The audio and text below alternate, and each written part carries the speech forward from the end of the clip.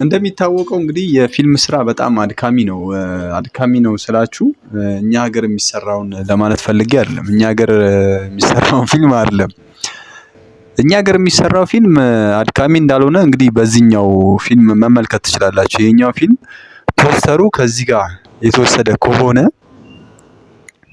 ውስጡ ላይ ደግሞ ያሉት ዲያሎጎቹ፣ ዳይሬክቲንጎቹ፣ ሲኒማቶግራፊዎቹን ከየት ፊልም ላይ ሊወሰድ እንደቻለ ራሳችሁ መገመት ትችላላችሁ። እኔ አሁን ደራሲዎችና ዳይሬክተሮችን መናገር ፈልጌ ሳይሆን እኛም በፊልም ጥበብ ተምረናል፣ ፊልምም ለመስራት ጥረት አድርገናል። በዚህ ልክ አይደለም የኛ ፊልም።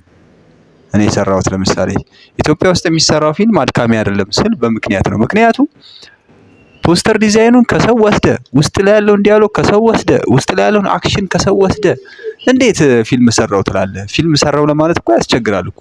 ፊልም እኮ ስትሰራ ባደጉት ሀገሮች እኛ የፊልም ጥበብ ስንማር ምንድነው የተባልነው? አንድ ፊልምን የሆነ ዳይሬክተር ሲሰራ በፊልሙ ማማር ይመሰገናል፣ በፊልሙ ደግሞ ቢበላሽ ይወቀሳል ማለት ነው። ስለዚህ ለአንድ ፊልም ማማርም መበላሸትም ዋናው ሚናውን የሚወስደው ዳይሬክተሩ ነው። እና አንድ ፊልም ሰርቶ ሲያስመርቅ በውስጡ ምን መኖር አለበት ማለት ነው?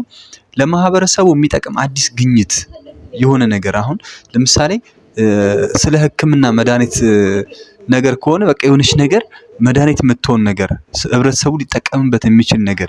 ፈጠራም ከሆነ የሆነ ፈጠራ እዛ ፊልም ላይ አዲስ ነገር ማለት ነው ለማህበረሰቡ የሚጠቅም ነገር ማስቀመጥ አለበት። እና ይህንን በመስራቱ ደግሞ እስከ ፕሮፌሰር ማዕረግ ድረስ ሊያሰጠው ይችላል። ምክንያቱም አዳዲስ ፈጠራዎች ነው በውስጡ ሊኖሩ የሚገቡት። አዲስ ነገር በውስጡ ከሌለው አንድ ፊልም ነው ሊባል አይችልም። ስለዚህ አሁን እኛ ኢትዮጵያ ውስጥ ፊልም ተሰርቷል ብሎ ለሚከራከሩ ሰዎች ፊልም አልተሰራም የምንለው በምክንያት ነው። የኔም ፊልም ራሱ ፊልም አይደለም። ምክንያቱም እኔም ፊልም ሰራው ብዬ አላወራም። ግን ከሙከራ ደረጃ የሆነች ነገር ሞክሬያለሁኝ። በዚህ ልክ ግን አይደለም። በዚህ ልክ አልሰራሁኝም። በቻልኩት መጠን ዲያሎጎች ምናምን የራሴን ለማድረግ ሞክሬያለሁ። ፖስተርም እንደዛው ትንሽ የሆነ የራሴን እይታ ለመውሰድ ሞክሬያለሁ እንጂ እንደዚህ አንድ አይነት ተመሳሳይ ወስዶ ቁጭ ውስጡ ላይ ስገቡስ ምን ሊኖረው ይችላል? የዚህን ፊልም ደራሲም ዳይሬክተርም እኔ ለመንቀፍም ለመደገፍም ፈልጌ አይደለም። ግን በዚህ ልክ አይሰራም። ቢያንስ ዳይሬክተሩ ይሄንን ከፖስተር ዲዛይን ጀምሮ ውስጡ ላይ እስካሉት እንቅስቃሴዎች ሲኒማቶግራፈሩን ጨምሮ መቆጣጠር ነበረበት ብዬ አስባለሁኝ።